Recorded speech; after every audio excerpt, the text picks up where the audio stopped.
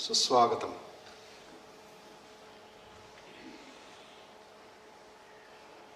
From kama to prema, prema to bhakti, bhakti to saguna sakshatkara. These are the stages through which one passes in bhakti yoga. Kama is a asuri sampat. Kama, krodha, lobha, moha, mada, matsarya. There is always a craving in kama.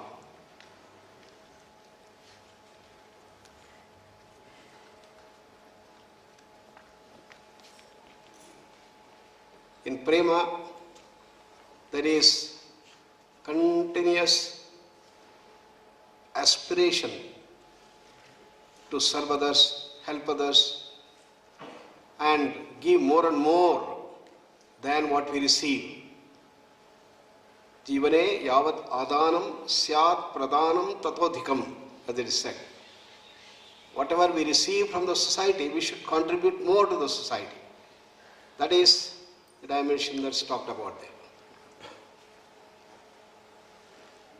Then the higher dimension is to handle our ego by the process of surrender.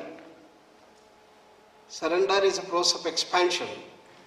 Therefore, when we raise to the level of becoming a devotee, all our strengths are going to blossom. The Daivi Sampad is going to blossom to greater and greater extent.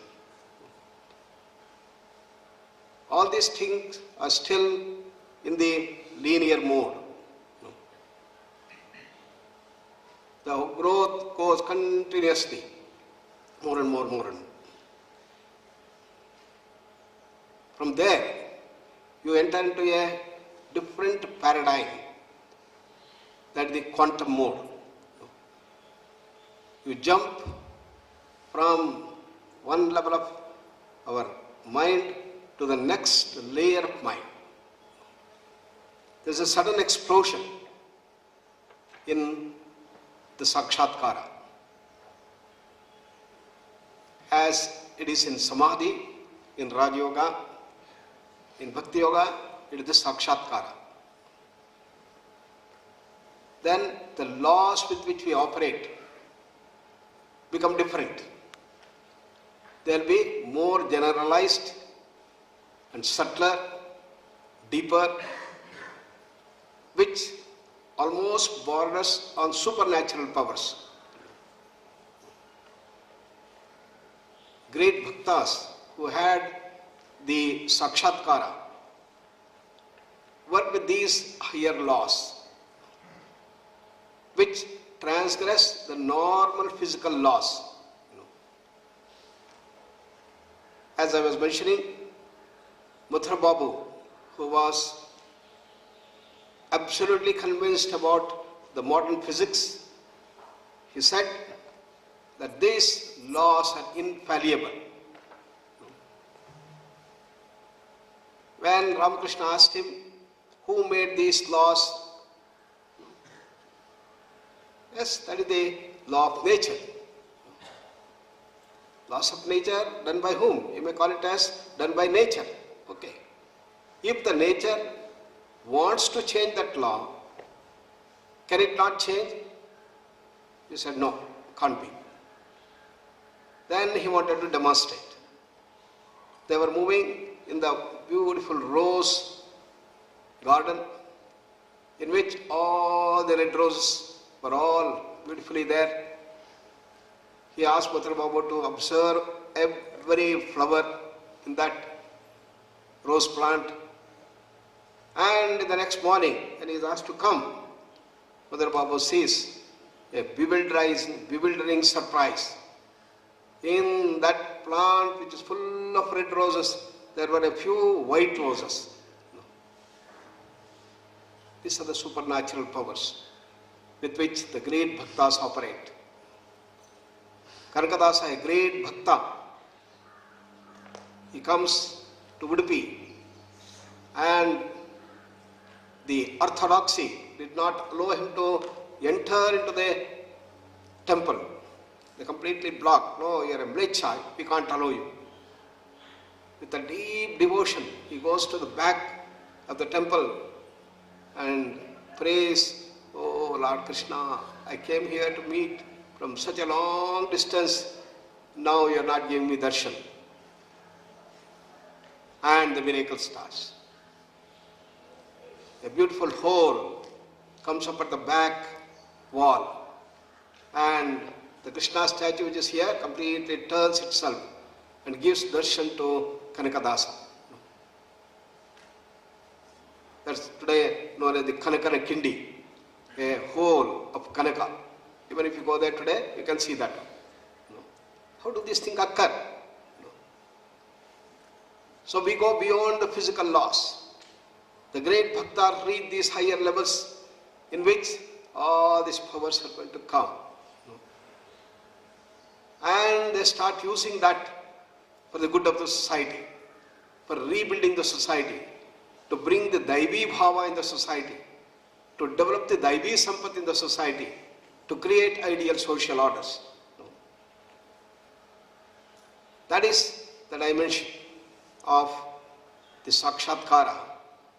And the Sakshatkara, the Savana Sakshatkara is not the end. He has to go beyond the Saguna Sakshatkara.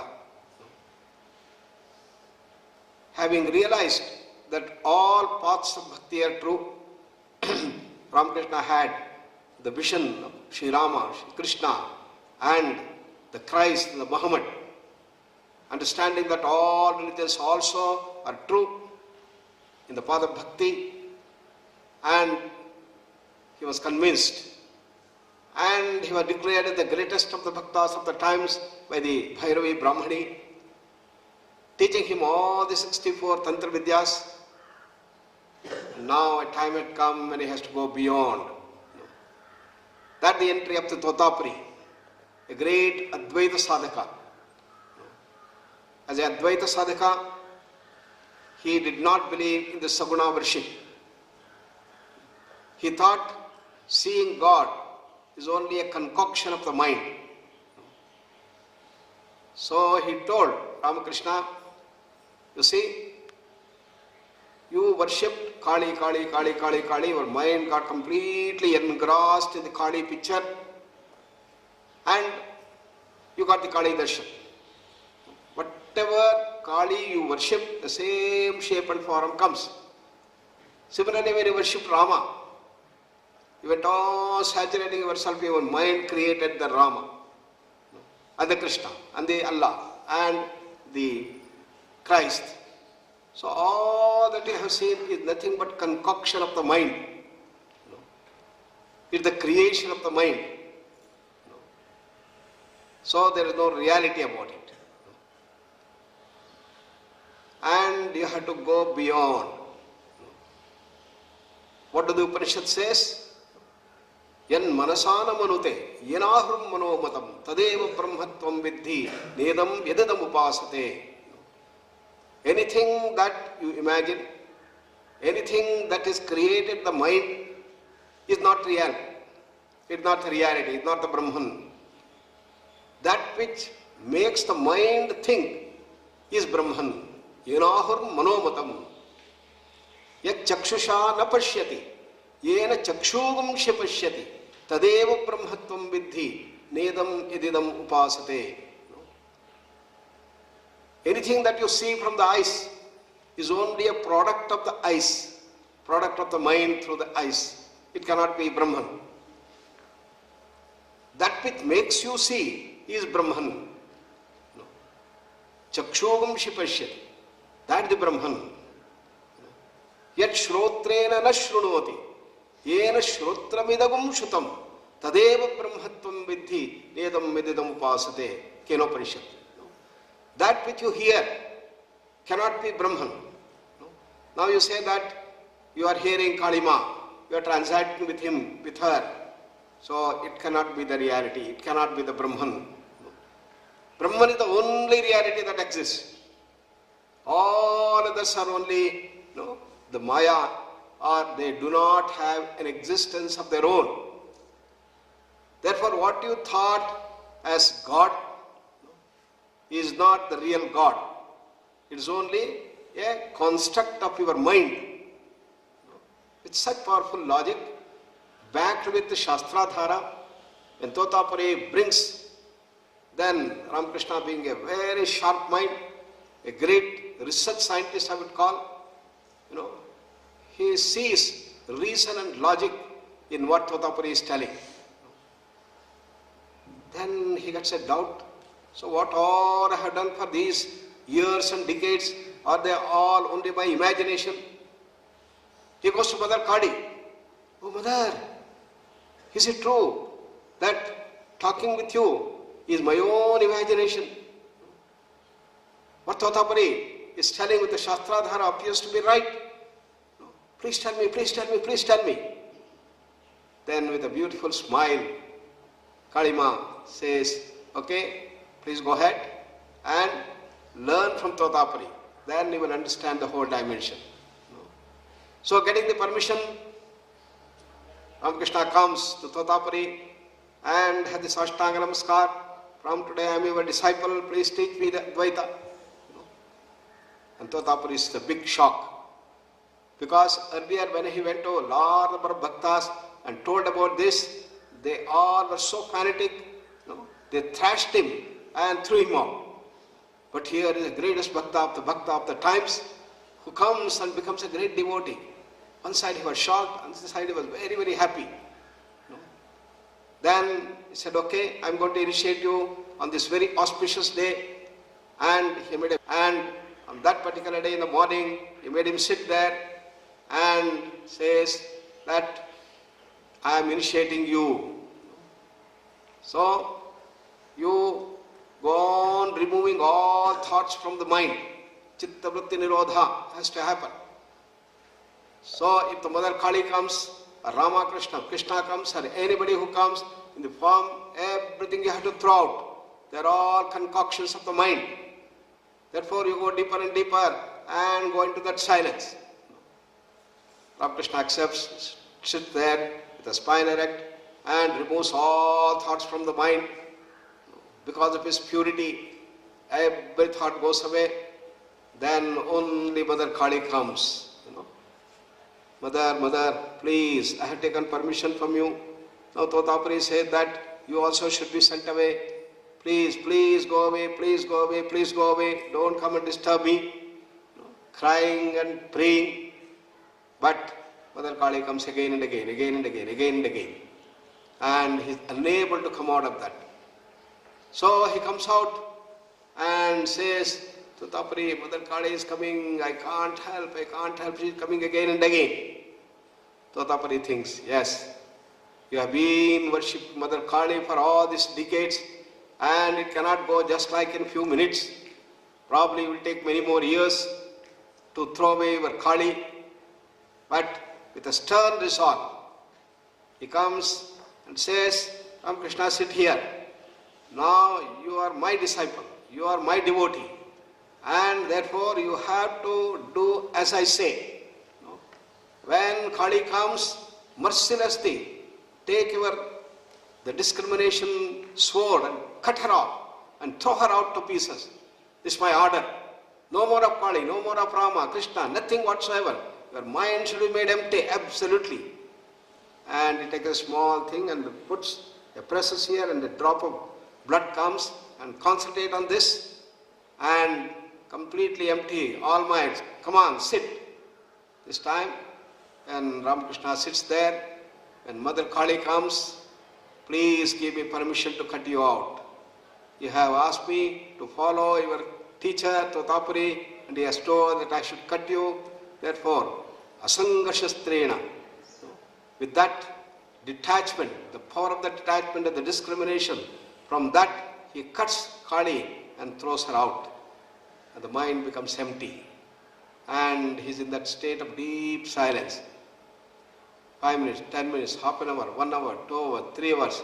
Totapari was expecting outside that he is going to come back again. But he is seeing that he is growing stronger.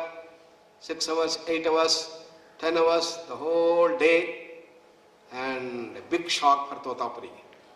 What he thought, that he will come back again and again and he cannot do this. But here is the person who has gone. He goes and sees, is the deep samadhi, nirvikalpa samadhi.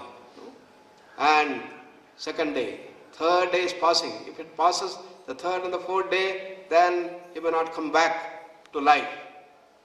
Then Totapari says that he has a great work to do, so I have to see that he should be brought back to think. He comes and Ramakrishna, please come out, it's enough, already 2.5 days over.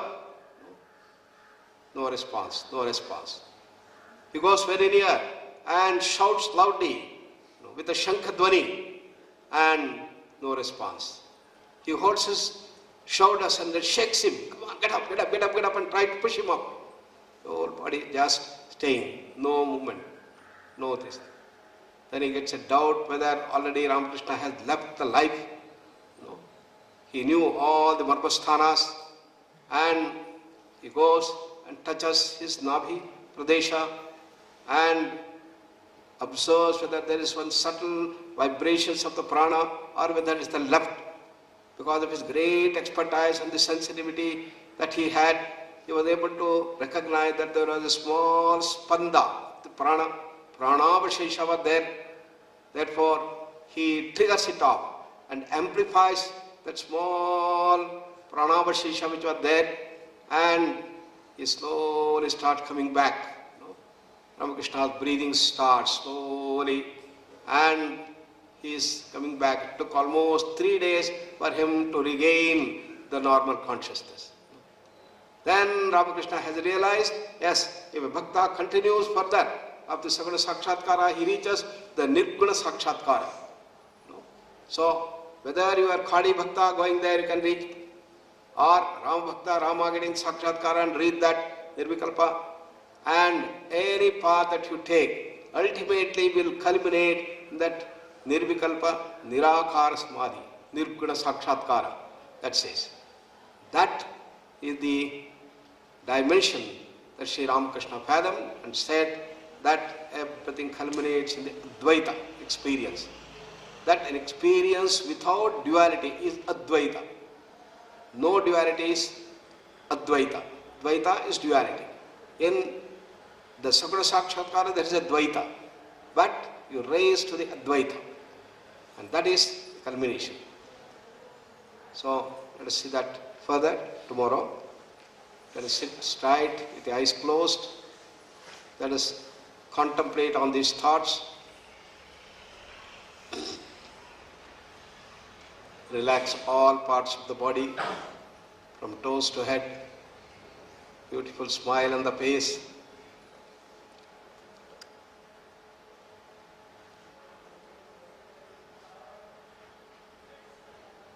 Take a deep breath and slowly breathe out.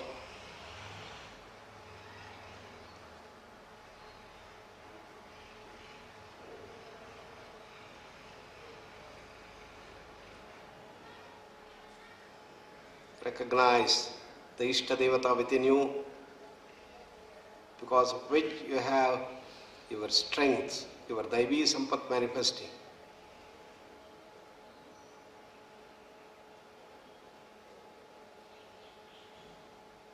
For that Ishta Devata within you, the role model of a person within you, start giving and giving and giving. 3 acts of good service.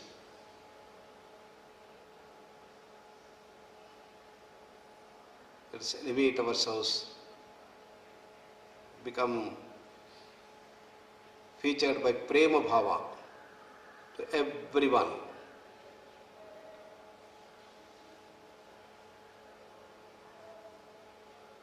To reach the higher stages of Bhakti and Sakshatkara.